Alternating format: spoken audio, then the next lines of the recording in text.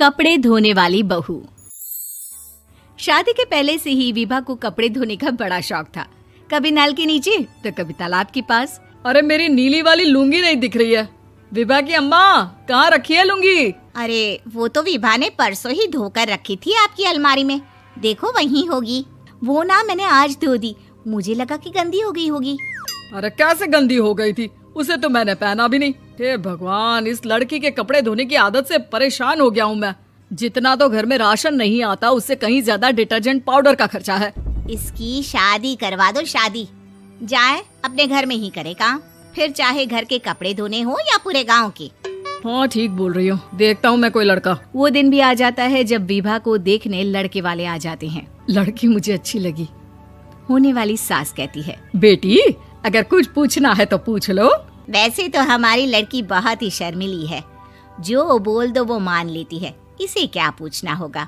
अरे कैसी बात कर रही हो माँ, मुझे इन लोगों के घर रहना है, सवाल तो कई है।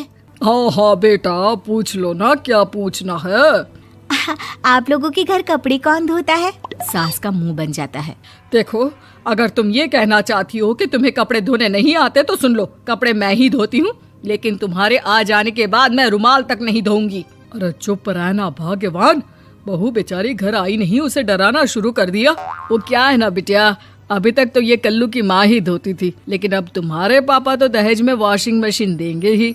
तभी विभा की माँ बोल पड़ती है, सवाल भी पूछा तो क्या। वैसे भाई साहब, मशीन की तो फिर भी कपड़े धोने की कैपेसिटी होती है। मतलब जो बिटिया दे रहे हैं ना विभा, इसे कपड़े धोने का बहुत शौक है। ये आप लोगों के क्या, आस पड़ोस गांव मोहल्ले सबके कपड़े धो दे और उफ तक ना करे।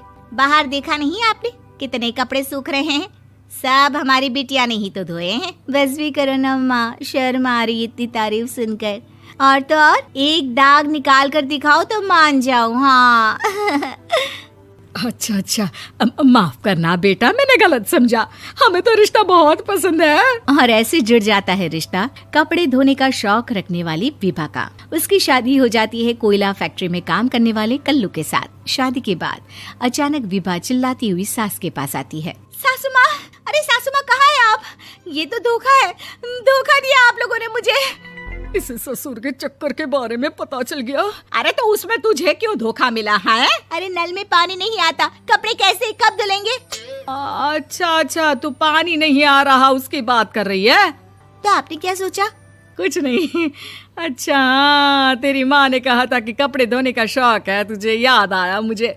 शौक बोलकर कपड़े धोने वाले मेरे जुनून को कम ना आके सासू माँ, कपड़ा धोना मेरा गुरूर है। तभी पति भी वहाँ आ जाता है। अभी मैंने इसे सनी देओल की फिल्म दिखाई है, उसी के डायलॉग मार रही है माँ। अच्छा सुन, साफ साफ बता रही हूँ, पानी सुबह 4 से 6 और शाम को 10 से 12 आता है, समझी? विभा टाइमिंग सुनकर हैरान हो जाती है। ये क्या भूतों का मोहल्ला है? सुबह 4 बजे उठकर कौन कपड़े धोता है? 4 बजे टंकी में पानी जाता है, फिर सारा दिन धोना ना, किसने मना किया? अरे कैसी बात कर रही हैं? 200 लीटर की टंकी में कितने कपड़े धो लूंगी मैं? सुबह ही उठ जाऊंगी मैं। अब क्या था, विभा सुबह 4 से लेकर रात के 12 बजे तक कपड़े ही धोती रहती। एक रोज सास पड़ोस से निकलकर कहीं जा रही होती है कि साथ वाली कहती है, हाँ कल्लू की माँ, जरा ये बताओ कि 2 साड़ी है, 2 ब्लाउज और एक पेटीकोट और एक नाड़े वाला लंबा कच्छा। हाँ तो? अरे तो क्या, कितना लोगी धुलाई ये बताओ। धोबन दिख रहे हैं हम क्या? हमारे पति सरकारी नौकरी से अभी रिटायर हुए हैं और बेटा सुपरवाइजर है कोयला फैक्ट्री में। धोबन समझ रखा है हमें? हाय रे कल्लू की अम्मा, माफ कर दो, वो तो मोहल्ले में यही सब बता रहे थे कि तुमने बहू को कपड़ा धुलवाने के काम में लगा दिया है। सास को पड़ोसन की बात सुनकर गुस्सा आ जाता है। वो घर पहुंचती है जहां घर के बाहर ही इतने सारे कपड़े सूख रहे होते हैं जितने कि किसी धोबन के घर पर। अरे ओ कल्लू की दुल्हन, बाहर निकल। माँ जी यहीं आ जाओ, बाथरूम में चादर धो रहे हैं हम। अरे अभी हम धोते हैं, तुमको बाहर निकलो। ये आस पड़ोस वाले बोल रहे हैं कि हम बहू से कपड़े धुलवा कर उसे कपड़ा धोने वाली बना दिए हैं। अरे छोड़ो ना माँ जी, किन लोगों की बातों में आती हो? आस पास के लोगों का तो काम ही होता है कि वो किसी तरह सास बहू को लड़ा दे। बहू सारे घर के कपड़े धोती है, ये क्या कम है? बोलिए। सास को भी लग जाता है कि वो बहू का ये सनकीपन नहीं छुड़वा सकती, इससे अच्छा है कि खुद ही चुप हो जाए। एक रोज सास और बहू मंदिर जाते हैं, जहाँ सास की साड़ी वहाँ खड़ी भीख मांगने वाली से मिलती है। माँ जी क्या बात है, आपकी साड़ी उस भिखारन से कितनी मिल रही है ना? हाँ हाँ, देखो तो दोनों की साड़ी मिल रही है। क्या बात है कल्लू की अम्मा, तुम खुद को तो अफसर की बीवी बताती हो और ऐसी सिंपल सी प्लेन साड़ी पहनकर घूमती हो। सिंपल और प्लेन नहीं है ये साड़ी। तो क्या सोने के धागे से फूल बने हैं? कुछ भी सासू माँ, कुछ भी। हाँ, बने थे इस साड़ी में सोने के धागे से फूल। मेरे पति लेकर आए थे मद्रास से स्पेशली मेरे लिए 10,000 की। ताहे भाई साहब इस भिखारन के लिए भी सेम टू सेम साड़ी लेकर आए होंगे 10,000 की। सास उस वक्त कुछ नहीं कहती, लेकिन बहू के साथ घर आती है और अलमारी से एल्बम निकाल कर लाती है। ये साड़ी देख रही है, ये वही साड़ी है जिसे मैंने अभी पहना था। इस साड़ी में ये जो चमकदार फूल दिख रहे हैं ना, ये सोने के धागों से काढ़े गए हैं।